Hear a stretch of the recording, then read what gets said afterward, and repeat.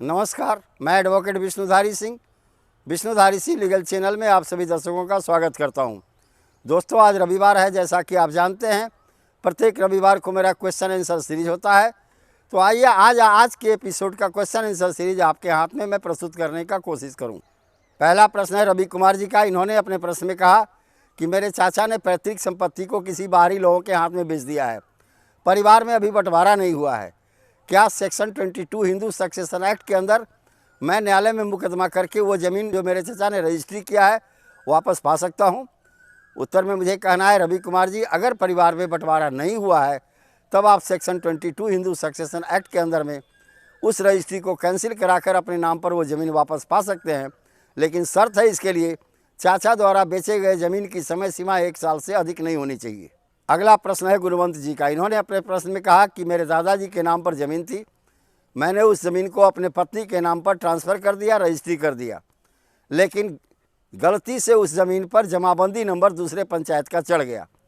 अब जब मैं दाखिल खारिज कराने जाता हूं तो सर्किल ऑफिसर साहब दाखिल खारिज करने से इनकार करते हैं। ऐसी परिस्थिति में मैं क्या करूं? उत्तर में मुझे कहना है, गुणवंत जी, इसके लिए आपको स्पेसिफिक रिलीफ एक्ट की धारा 26 के अंतर्गत में न्यायालय में सिविल सूट फाइल करना होगा, जिसे हम रेक्टिफिकेशन ऑफ डीड सूट कहते हैं।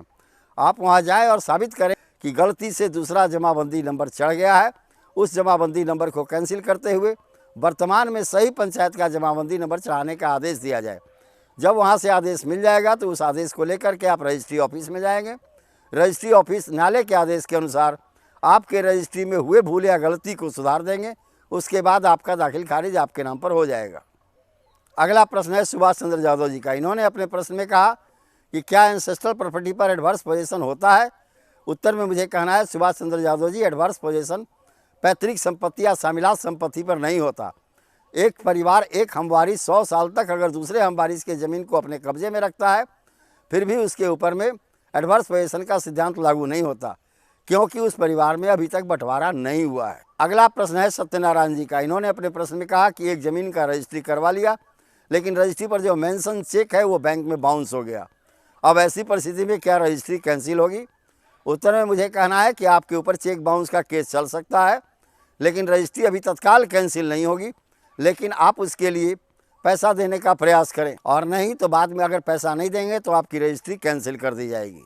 अगला प्रश्न है विशाल मोर्चा का। इन्होंने अपने प्रश्न में कहा कि धोखाधड़ी करके एक व्यक्ति ने मेरे परिवार की संपत्ति रजिस्ट्री करवा ली, अब मैं क्या करूं? उत्तर में मुझे कहना है, विशाल मोर्चा जी, धोखाधड़ी से करवाई गई रजिस्ट्री को न्यायालय हमेशा कैंसिल कर देता है। इसके लिए आप न्यायालय में डीड कैंसिलेशन सूट फाइल करें। न्यायालय में अगर आप साबित करने में सफल हो गए कि मेरे साथ धोखाधड़ी करके किसी ने रजिस्ट्री करवा ली है, तो उस रजिस्ट्री को न्यायालय कैंसिल कर देगा, और साथ ही उस रजिस्ट्री कराने वाले पर आप 420, 406, 467, 468 इंडियन पेनल कोड के अंदर में क्रिमिनल मुकदमा करके आप सजा भी करा सकते हैं। अगला प्रश्न है आनंद जी का। इन्होंने अपने प्रश्न में कहा कि मेरे दादाजी ने आज से 30 साल पहले अपने पैतृक संपत्ति को बेचा, लेकिन जिन लोगों ने ज़मीन रजिस्ट्री करवाई उन लोगों ने मेरे दादाजी को पूरा पैसा नहीं दिया। अब ऐसी परिस्थिति में क्या मैं रजिस्ट्री करवा सकता हूं? उत्तर में मुझे कहना है, आनंद जी, नहीं, चूँकि समय 30 साल बीत गया। समय 30 साल बीतने का मतलब है टाइम बार्ड। आपको रजिस्ट्री कैंसिल कराने का समय रजिस्ट्री के दिन से 12 साल तक था, लेकिन अब 30 साल हो गया, आपका टाइटल कैंसिलेशन सूट फाइल नहीं हो सकता। अगर फाइल भी किए तो टाइम बार्ड में, लिमिटेशन एक्ट के अंदर में टाइम बार्ड होता है, उसके अंदर में आपका सूट खारिज कर दिया जाएगा। ज़्यादा से ज़्यादा आप उसे मनी रिकवरी सूट फाइल करके अपना बकाया पैसा वसूल सकते हैं। तो धन्यवाद दोस्तों, यहीं पर मेरा यह क्वेश्चन आंसर सीरीज समाप्त हुआ। अगर आपको मेरा यह क्वेश्चन आंसर सीरीज पसंद आया तो आप इसे लाइक करें, सब्सक्राइब करें, अपने साथियों को शेयर करें। धन्यवाद। अब विशेष अगले वीडियो में।